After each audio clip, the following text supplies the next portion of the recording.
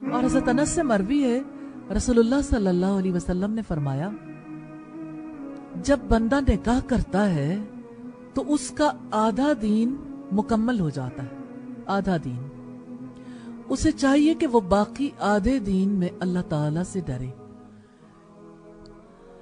तो असल बात यह कि निकाह एक इबादत है जिसके जरिए से इंसान का निस्फ दीन मुकम्मल हो जाता है, जिसके जरिए से इंसान अपने रब से पाकीज़ा हालत में मुलाकात करेगा।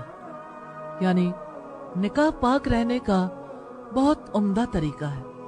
और आप सल्लल्लाहु अलैहि वसल्लम ने फरमाया, दो मोहब्बत करने वालों के लिए निकाह से बढ़कर कोई चीज इक्सीर नहीं है। यानी निकाह की वजह से मोहब्बत बढ़ती है। आपने ये फिक्रा सुना होगा कि शादी मोहब्बत की मौत है, यानी शादी की वजह से इंसान की मोहब्बत खत्म हो जाती है।